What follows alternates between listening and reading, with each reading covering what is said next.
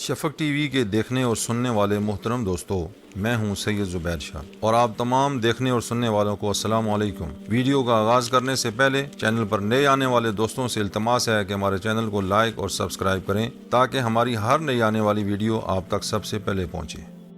آج ہم شیخ محی الدین ابو بکر محمد بن علی عطائی الحاتمی الاندلسی کی ذات کے حوالے سے کچھ باتیں بیان کریں گے، جس سے ان کی زندگی کے کچھ پہلو روشن ہوں گے اور تاکہ سننے والوں کو یہ بات معلوم ہو کہ شیخ اکبر محی الدین ابن عربی کون تھے۔ آپ کا نام محمد بن علی تھا، لیکن دنیا آپ کو شیخ محی الدین ابو بکر محمد بن علی عطائی الحاتمی الاندلسی کے نام سے جانتی ہے۔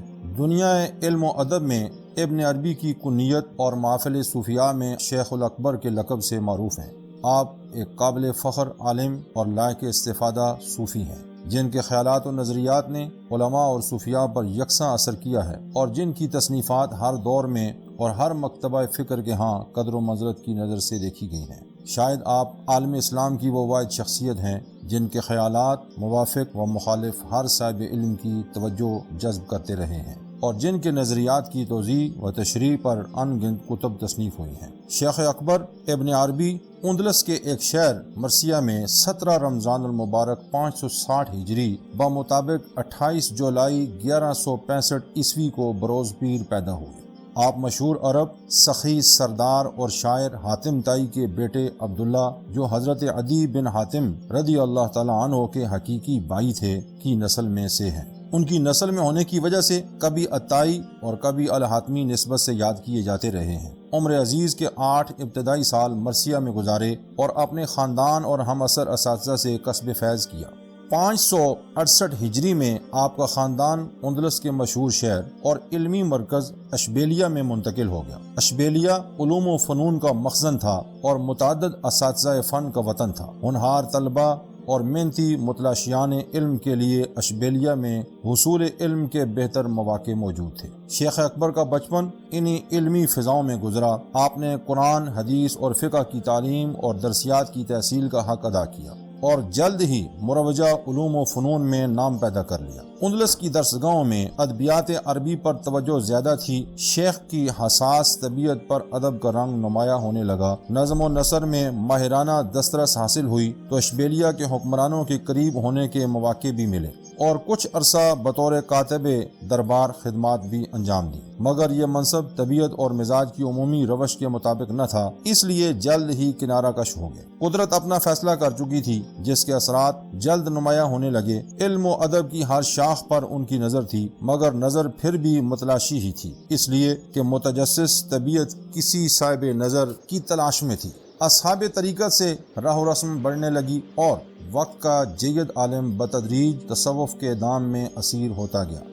مقامی صوفیاء سے کسب فیض نے طبیعت کو اور مضطرب کر دیا۔ ایک بے قراری، خود فراموشی اور وارفتگی ہمہ وقت طاری رہنے لگی۔ نابغہ اثر کی جولانگاہ کے لیے اندلس کی سرزمین سمٹنے لگی تو اس تنگ نائے سے نکلنے کا ارادہ کر لیا اور بالآخر اشبیلیہ کو چھوڑ دیا۔ یہ صرف جغرافیائی حدود کی تبدیلی نہ تھی، روحانی سفر کی ابتدا بھی تھی۔ شیخ اکبر نے 38 سال کی عمر میں 598 ہجری میں سفر کا آغاز کیا۔ اگرچہ بعض روایات کے مطابق وہ اس سے چند سال پیشتر تیونس گئے تھے۔ سفر کے آغاز ہی میں مصر آئے اور وہاں کے علماء سے علمی، ادبی اور روحانی علوم و مشاہدات پر تبادلہ خیال کیا۔ پھر مکہ مکرمہ تشریف لے گئے۔ یہ آپ کے سفر کا نقطہ ارتقا تھا۔ بیت اللہ کی ضیاءپاشیوں نے قلب و نظر کو مستعز کیا اور یقین و اعتماد کی دولت عطا کی۔ مکہ مکرمہ کی پاکیزہ فضا اور روحانی ماحول نے فکر و نظر کے زاویے بدل ڈالے۔ وہاں آپ کی علمی و ادبی صلاحیتوں کو نئی جہت ملی، روحانی قوتیں جلا پانے لگیں اور آپ ان فضاؤں میں کھو گئے۔ اپنی خداداد صلاحیت اور فطری تڑپ کے باعث وجود محبت انوار بن گیا۔ ان تجلیات کا پہلا ظہور فتوحات مکیہ کے ذریعے نمایاں ہونے لگا۔ آپ نے فتوحات مکیہ کی ابتدا کی، جو آپ کے ذہنی سفر اور علمی روحانی عظمتوں کی امین ہے۔ مکہ مکرمہ میں طویل قیام رہا۔ 2 مرتبہ یعنی 601 ہجری میں اور 608 ہجری میں بغداد کا سفر بھی کیا۔ 611 ہجری میں شیخ دوسری مرتبہ مکہ مکرمہ تشریف لائے، بلاد شام کا سفر کیا، موصل اور حلب میں قیام رہا، دنیا اسلام کی تمام علمی مشاہدات و مجاہدات کا بنظر غور مشاہدہ کیا، دل زندہ ہر نقش محفوظ کرتا گیا، اور آپ بالآخر تمام بلاد اسلامیہ سے اخذ و استفادہ کرتے دمشق پہنچ گئے اور اس کو دائمی وطن بنا لیا۔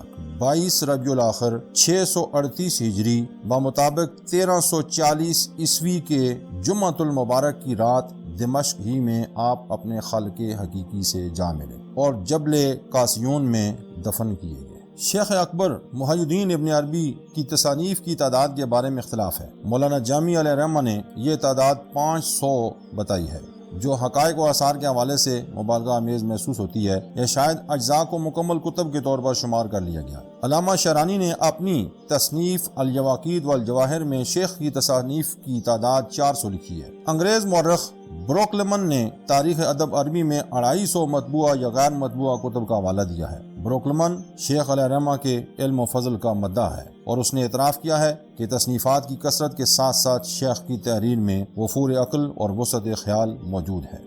محمد رجب حلمی نے شیخ اکبر کے مناقب میں ایک مستقل کتاب تحریر کی جس کا نام ہے البرہان الازر فی مناقب شیخ الاکبر۔ اس میں حلمی نے شیخ کی 284 تصنیفات شمار کی ہیں۔ شیخ علیہ الرحمہ نے اپنی وفات سے 6 سال قبل 632 ہجری میں اپنی تصنیفات کو شمار کیا اور 290 سے زیادہ کا ذکر کیا ہے۔ ان شہادتوں کی بنیاد پر کہا جا سکتا ہے کہ آپ کی تصنیفات کی تعداد 300 سے بہرحال زیادہ ہے کہ آخری 6 سال آپ نے تصنیف و تالیف ہی میں گزارے۔ علم تصوف شیخ اکبر علیہ الرحمہ کی تصنیفات ہم اثر ادبی، علمی اور دینی موضوعات کا احاطہ کیے ہوئے ہیں، لیکن جس موضوع پر شیخ کی گرفت سب سے زیادہ ہے اور جو آپ کی پہچان ہے وہ علم تصوف ہے۔ نثر ہو یا نظم، شیخ کا سیال قلب تصوف کے رموز و اسرار سے پردے ہٹاتا جاتا ہے اور ایسے علوم و معارف کی نشاندہی کرتا ہے جس کی صرف تفہیم ہی علم کا سرمایہ ہے۔ شیخ نے اپنی ابتدائی زندگی ہی سے قلم تھام لیا تھا اور وقت کے ساتھ ساتھ آپ کی گرفت مضبوط ہوتی گئی،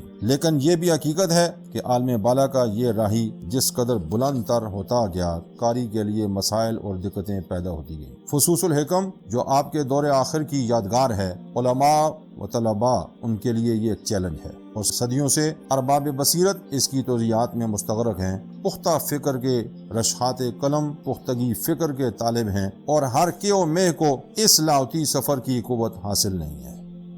دوستو، ہمیں امید ہے کہ یہ ویڈیو بھی آپ کو پسند آئی ہوگی۔ اگر آپ کو ہماری ویڈیو اچھی لگی تو چینل کو لائک اور سبسکرائب کرنا ہرگز نہ بھولیے، اس سے ہماری حوصلہ افزائی ہوگی۔